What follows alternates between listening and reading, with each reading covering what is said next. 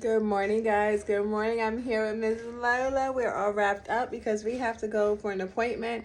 We're going to see the children's doctor for ENT because Lola has a tongue tie. So we're going to see what we can do about it so that we can get my girl all together. So let's go.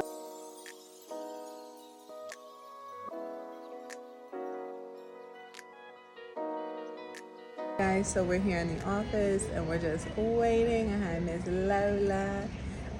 Hubby is coming upstairs right now. He had to go park the car, so we made it to the office. We made it to the office a little bit late because there was traffic and the rain was absolutely terrible. But we're here, we made it, and yes, I am bright-eyed and bushy-tailed.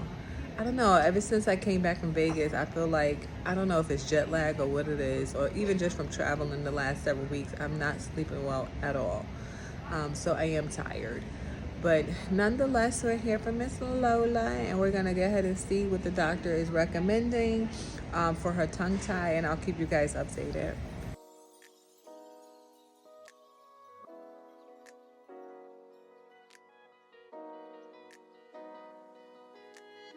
We made it to the bag. They checked Miss Lola's weight. Miss Lola is 10 pounds, 3.5 ounces. Okay, now, okay.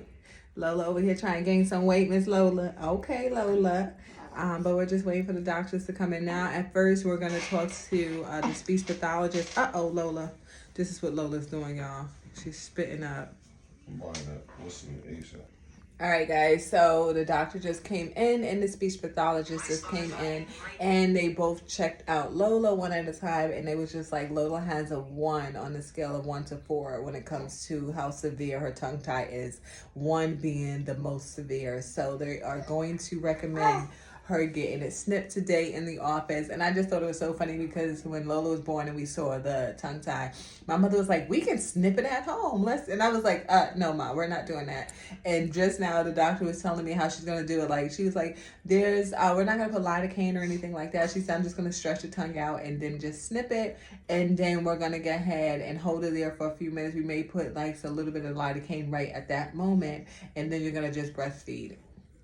And I was like, yeah, my mother said that she could have did the same thing. And she was like, technically she could have. But, sometimes, people don't know how far to cut down. And then once they see blood, they get nervous. She was like, so it's good you came to us. But technically at home, you can do it.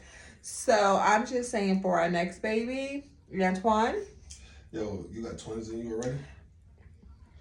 Because you keep saying next baby. For next baby, if it was twins, I would have said babies. It don't matter. It don't matter. You don't know. For the next one, y'all, I'm going to be doing it myself. Do you hear me? Because all my babies this is little like...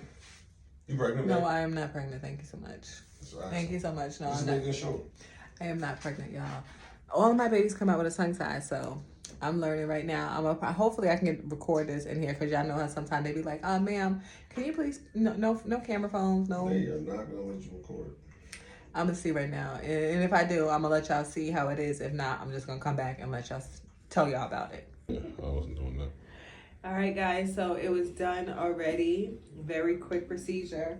I promise you we could have did it at home. Yes, come in. Thank you. Yes, ma'am. All right, now this is a little bit more slippery than a normal puppy with this cover on it. Okay. Thank you. That's Yes. much better. Yes. So after they snipped her tongue, you guys, and released the tongue, when I tell you guys, it was like a 30-second procedure. And they just like kind of held the tongue there so it can just be stretched for like maybe a minute. And then I immediately started nursing Lola. And Lola is like, she's not really latching on like how she would normally latch.